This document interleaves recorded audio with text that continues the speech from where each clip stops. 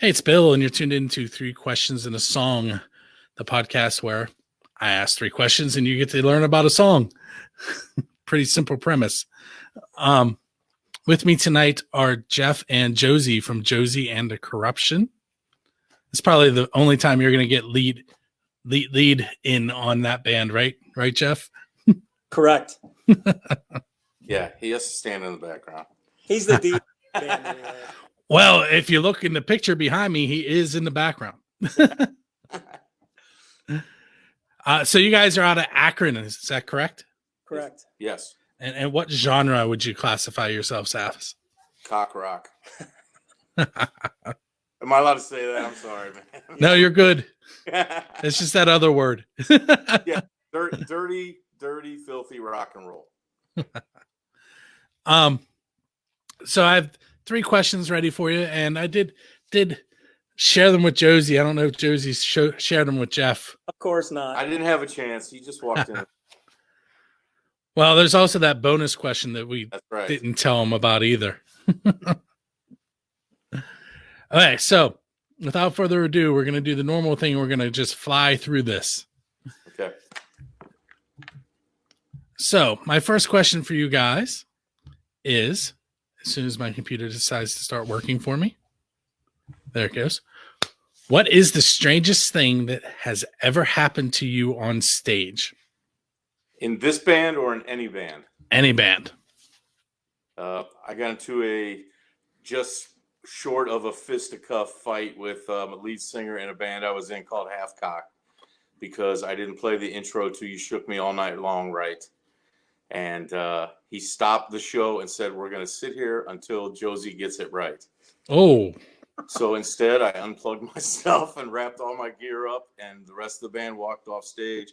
Fortunately, mad at him, not at me. And he was out of the band the next day. I mean, yes, I was drunk and effed it up, but yeah, we could have just gone on without discussing that whole thing. Yeah. So that's the strangest thing I've had. That, and in this band, we were playing opening for Faster Puss or Bullet Boys.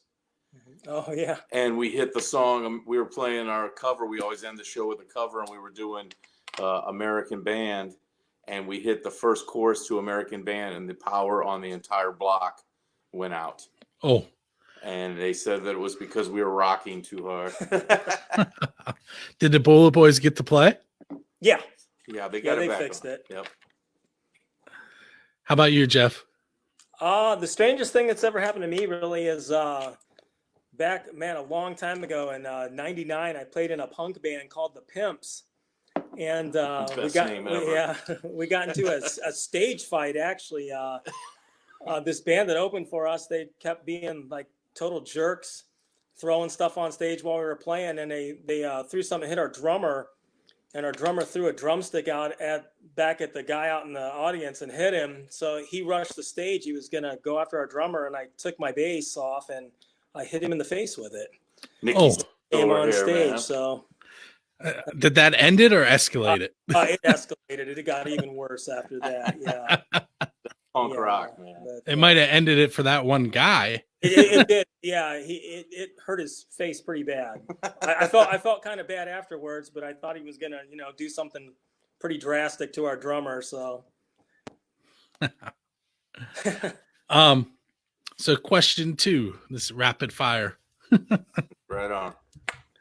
If you were to go on an international tour as the headliner, what 2 opening bands would you bring with you? Do they have to be bands that are around now, or no?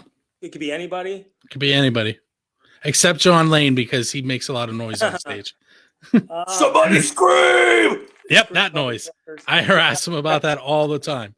No, seriously, if you want to bring him, you can. I just wanted to single him out. We've basically been on tour with him the last year.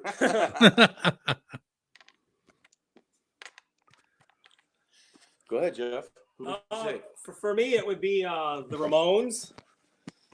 And like the Ramones would ever open for us anyways. But The Ramones, and I would go with actually a band from the late 80s, or I'm sorry, the late 70s, early 80s. They were like a new wave band called the Split Ends. I always I love loved that those band. guys, So man. it'd be those two bands for me. What was that song they had?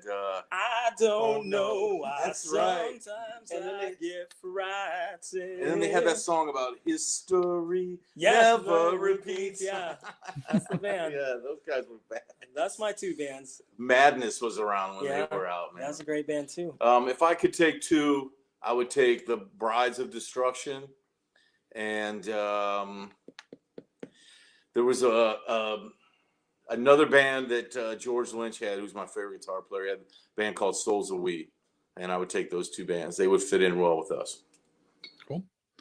All right, so now's the time where you get to tell me about your song that I flip-flopped on you a couple times today. So we're going to end up doing what will end up being the single off the EP we got coming out. That'll be called No One. And I think that's the first song we wrote together. Yeah. Down in our first drummer's basement, Sam. And we were just goofing around they were goofing around with something, and I came up with a riff to go over top of it, and started vamping some lyrics, and came out together pretty quick. And so we played that every show we played. It's been I think it's our most popular song when we play out. People definitely dig it. It's definitely got the most kind of pop appeal to it out of what we're doing. And yeah, it's just a song about falling in love with a stripper in a strip club. So this does not count as a question. Okay. So I know that you're in the process of finalizing things. Is it an EP? Is it an LP? What do you have in the works there? It's an EP. We're going to do, I think my goal for this, and Jeff and I have agreed on that, is we've got about 15 songs. We're going to do 3 EPs instead of doing one 15-song CD or something like that. It gets the songs out quicker because we want to have stuff to push in the shows and to get online. It also gives us time to make each song kind of get a little bit of attention, instead of where we put 15 songs out and half of them probably aren't going to get listened. Cool. Plus, selling merchandise, you sell 3 CDs at $5 instead of 1 CD at $10. It's a $5 increase. Right. So what we're going to do for those of you that are listening live, you're going to miss out. But what we're going to do is we're going to take a moment. We're going to listen to the song No One on the podcast and radio show version. The live version, you're going to have to listen again. Or you go to YouTube, and we've got all our live videos are up there on YouTube. If you look up Jozey the Corruption, it's actually Corruption Nation on YouTube. And No One's on there. Cool. That really, in that situation, that title of the song doesn't really work for you very well, I don't think. Yeah, No One. It kind of matches the actuality of it. All right, so we're going to take a moment. We're going to listen to the song No One, and we will be right back with Jozey and the Corruption. Those of you that are watching live, hi. We're going to cut this out. Okay, that was No One by Jozey and the Corruption. And Jozey and Jeff are with me. And I think I'm going to throw that bonus question out that Jeff's not ready for, but He hasn't been ready for any of them, Bill. That's because Jozey never lets me talk. I believe the bonus question, Jeff, is Taco Bell or Burger King? Oh. Definitely Taco Bell. All right, now you got to tell me what the backstory is, if you can. A friend of ours, Johnny Vincenzo, he has a band called the Velvomatics, and they have a song that's called what is it's called She Likes Cocaine, I Like Razor Blades. Yeah, no, it's I Like Razor Blades, Yeah, that's She right. Likes Cocaine. Right. So when they sing it, it's like I like razor blades, she likes cocaine. So one night we were out watching their band, and we were drunk, just hanging around, and we started just singing stupid lyrics to their song while they were playing it, and we came up with she likes Taco Bell, I like Burger King. But definitely Taco Bell though, of the two. Okay. Yeah, he's a Taco Bell fiend, man. He'll probably get it on the way home tonight. I had it earlier.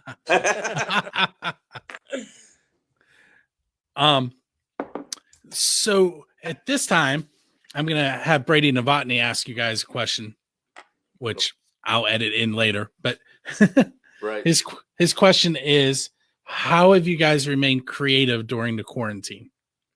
Jeff, you can take that one. Well, we've written a lot of songs actually, and I text Jozey every day. I send him stuff. I come over sometimes. We just put little bits and pieces down on recordings, and sometimes it's just complete songs that we have already written. We've actually this hasn't slowed us down at all, except in respect to us playing out. We haven't been able to play anywhere. But as far as songwriting, we've wrote a ton of stuff, and I think it's the best stuff we've written so far. And we actually wrote enough that the third EP that we planned of the 3 is covered. We wrote 4. He wrote 2. I wrote 2. We've got 4 that were ready to go. We already had another one, so we'll be starting to work on that here as soon as we finish the second one. But those songs have already been written, and we've been playing those for a while. So these would be all new ones that we play. Nice. I did want to mention that Tim Doverspike from Unbroken Soul is commenting. He says, these guys are awesome. Everyone needs to check them out. Man, same to Tim, man. Yeah. Much love, dude. We love his band Unbroken Soul. They were great. Yep. We played with that idiot John Lane's band. We played a show with them. Yeah, and they were super cool. Yeah, they were great guys, man. It's so much fun when 3 bands play that they all love each other and, respect each other and give each other encouragement the whole way. It makes it so much better than playing with, a bunch of douchebags, I guess, that really only care about themselves instead of the whole scene. Right.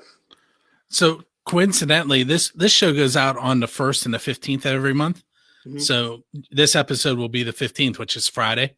Right. And my Pennsylvania Rock show goes out every Friday. So this month, on the 1st of the month, the 1st was a Friday. So both shows went out on the same day. And on the 15th, it's a Friday. So both shows are going out on the same day. Right. But the Pennsylvania Rock show guest is Unbroken Soul. So you guys are paired. And they sounded real good that night. It was the first time we saw them, and they treated us like really cool, like brothers. And they all stood around and watched us. They didn't, hide out in the back or some of that kind of stuff or leave. Yeah, they were super cool. And then we enjoyed that. Yeah, great guys. Nothing but good things to say about them. And similarly, I just got their song today as well.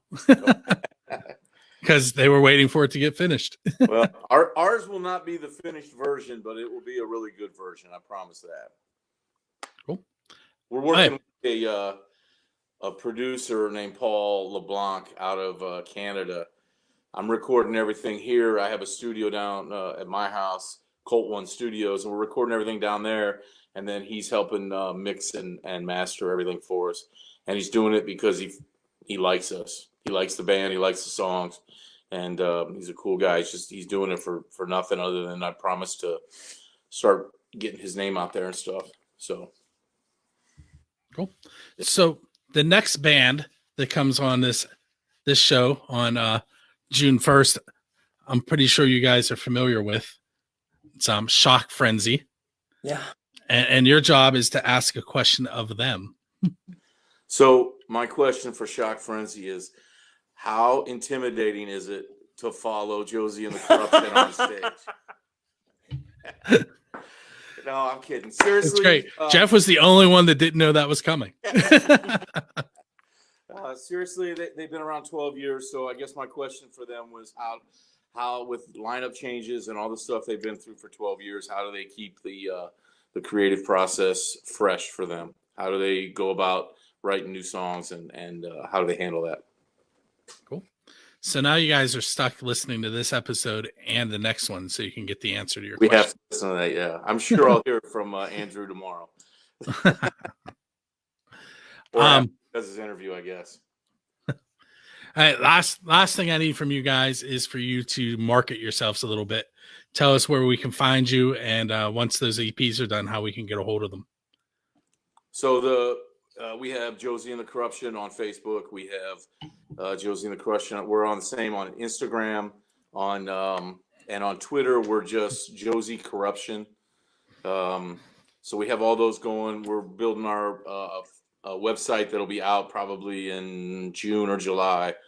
And then we're gonna have all of our first EP is gonna be available on iTunes and the usual way, Spotify, all that kind of stuff. And then we will have hard copies at shows. We're probably gonna do a couple things where we do actual CDs for people who want the CDs. We're probably gonna do some download cards that you can buy at the show so that you can just go and download to your phone and all that kind of stuff. Yep. When you're finishing up those EPs, if you want to send some singles my way, I can put them on Build the Scene as well. We'll send you the full CD for sure, man. Yeah, everything. Yep. Hey, so I want to thank you guys for coming on 3 Questions and a Song, episode number 33.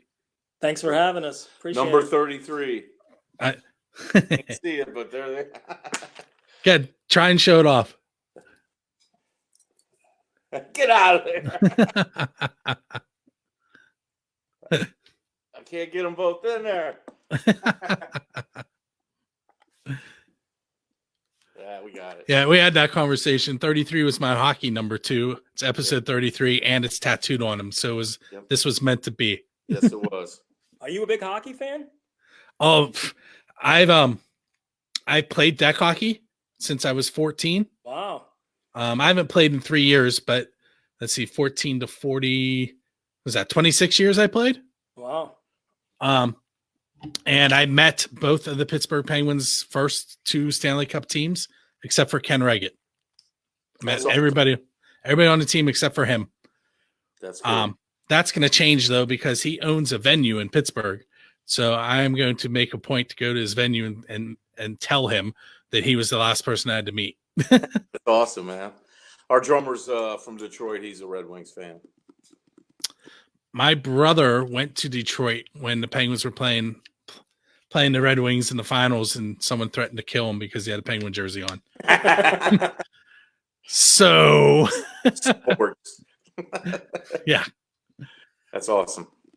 But so for those of you that are tuned in, make sure you check us out the 1st and 15th of each month. You can go to buildthescene.com and click on shows. You'll find both 3 Questions and a Song and the Pennsylvania Rock Show there. You will also find the Podcast Your Scene page, which has about, I haven't counted recently, probably about 18 podcasts and video blogs listed that play unsigned music. And you'll also find a link to radio, which will let you listen to buildthescene.com's radio station on your phone. If you just go to buildthescene.com, and you're on a PC, the radio station is right there on the homepage as well. It's hidden on the phone. Yeah. And